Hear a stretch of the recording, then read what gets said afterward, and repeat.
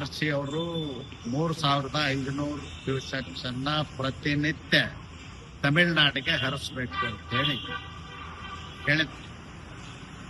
ಈ ಸಂಕಷ್ಟದ ಸಂದರ್ಭದಲ್ಲಿ, ಬರ ಇದ್ದಂತ ಸಂದರ್ಭದಲ್ಲಿ, ಕಾವೇರಿ ನದಿಗೆ ಇನ್ಫ್ಲೋ ಇಲ್ಲದಂತ ಸಂದರ್ಭದಲ್ಲಿ ಕುಡಿಯುವ ನೀರಿನ ಸಮಸ್ಯೆಯನ್ನು ನಾವು ಎದುರಿಸ್ತಾ ಇದ್ವಿ. ಈ ಸಂದರ್ಭದಲ್ಲಿ ತಮಿಳುನಾಡಿಗೆ ನೀರು ಹರಿಸ್ತಕ್ಕಂಥದ್ದನ್ನ ಉಚಿತ ಅಲ್ಲ.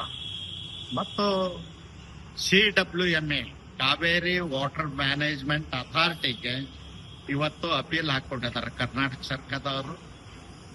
ಕನ್ವಿನ್ಸ್ ಮಾಡಿ ಯಾಕೆ ನಮಗೆ ನೀರು ಕೊಡೋದಿಲ್ಲ ಅಂತಕ್ಕಂಥದ್ದು, ಮತ್ತು ಸಂಕಷ್ಟ ಫಾರ್ಮುಲಾ ಏನದ ಅದರ ಬಗ್ಗೆ ಕನ್ವಿನ್ಸ್ ಮಾಡಿಕೊಡ್ತಕ್ಕಂಥ ಪ್ರಾಮಾಣಿಕ ಪ್ರಯತ್ನವನ್ನ ಕರ್ನಾಟಕ ಸರ್ಕಾರ ಮಾಡಬೇಕು. ಯಾವುದೇ ಕಾರಣಕ್ಕೂ ನಮ್ಮ ಜನಗಳಿಗೆ ಕುಡಿಯುವ ನೀರು ಇಲ್ಲದಂತ ಸಂದರ್ಭದಲ್ಲಿ, ನಮ್ಮ ರೈತರಿಗೆ ಬೆಳೆಗೆ ನೀರು ಇಲ್ಲದಂತ ಸಂದರ್ಭದಲ್ಲಿ ನಾವು ತಮಿಳುನಾಡಿಗೆ ನೀರು ಕೊಡ್ತಕ್ಕಂಥ ಪ್ರಶ್ನೆ ಉದ್ಭವಿಸುವುದಿಲ್ಲ.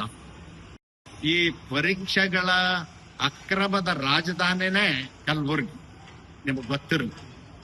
ಕಲಬುರಗಿಯಲ್ಲಿ RD ಪಾಟೀಲ್ ಅನ್ನೋರು ಯಾರು, ಮತ್ತು CID ಅಧಿಕಾರಿ IPS ಆಫೀಸರ್ 2 ವರ್ಷ ಜೈಲುವಾಸ ಆದ್ರು.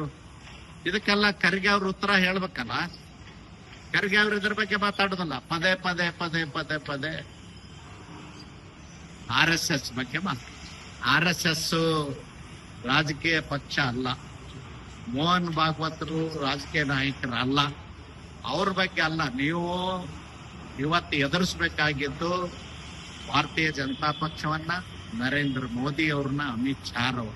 ಅದನ್ನು ಬಿಟ್ಟು ಜೋಕರ್ ತರ ಮಾತಾಡೋದು ಕಾಂಗ್ರೆಸ್ ನಾಯಕರಿಗೆ ಶೋಭೆ ತರುವುದಿಲ್ಲ ಅಂತ ಹೇಳಲಿಕ್ಕೆ ಬಯಸ್ತೇನೆ.